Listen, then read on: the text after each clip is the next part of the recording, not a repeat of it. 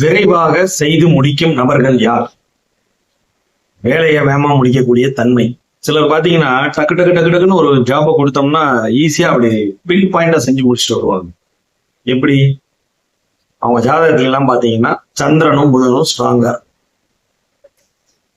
ஒரு ஜாதகத்துல சந்திரனும் புதனும் ஸ்ட்ராங்கா இருக்காங்க அப்படின்னா கொடுத்த வேலையை அவ்வளவு பெர்ஃபெக்ஷனா முடிப்பாங்க. காரணம் என்ன? ஆனா வேகமா முடிப்பாங்க. அதுலதான் அது இதே ஒளிஞ்சிருக்கு.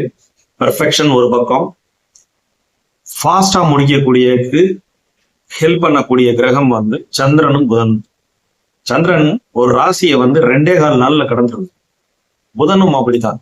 எதையுமே வந்து வேகமா கத்துக்கணும், வேகமா செஞ்சு முடிக்கணும் அப்படிங்கிற எண்ணத்தை கொடுக்கறது இந்த 2 கிரகங்கள் தான். உங்க ஜாதகத்துல சந்திரன் வலுவா இருக்கிறாரா, ஈஸியா ஒரு விஷயத்த டக்கு டக்கு டக்குன்னு முடிப்பீங்க. அதே மாதிரி புதனும் அப்படிதான். புதன் ஒரு ஜாதகத்துல வந்து ரொம்ப ஸ்ட்ராங்கா இருக்கு அப்படின்னா ஈஸியா அப்சர்விங் கெப்பாசிட்டி பக்காவா இருக்கும்.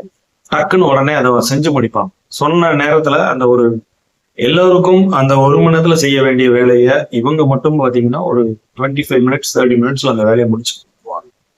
இதுதான் அந்த அமைப்பு.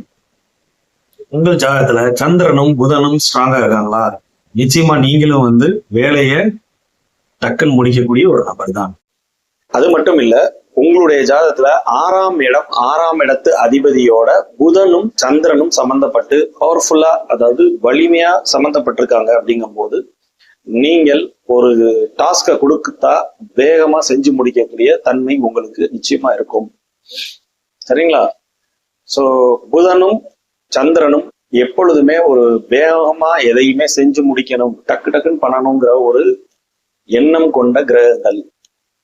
அவங்க 6ஆம் இடத்து அதிபதியோடையோ 6ஆம் இடத்துல சம்பந்தப்பட்டாலோ இந்த பலன்கள்ல நிச்சயமா உங்களுக்கு கண்டிப்பா நடக்கும்.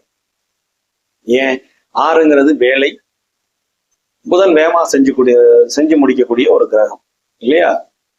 லக்னத்துல தொடர்பு கொண்டாலும் இந்த அமைப்பு வரும். புதன் 7ஆம் இடத்துல இருந்து நேர லக்னத்தை பாக்குறாரா, உங்களுக்கு அந்த அமைப்பு வரும். சந்திரன் லக்னத்தை பாக்குறாரா, வளர்பிறை சந்திரனா இருந்து லக்னத்தை பாக்குறாரா, உங்களுக்கு இந்த குணாதிசயம் பிரதிபலிக்கும். சரிங்க.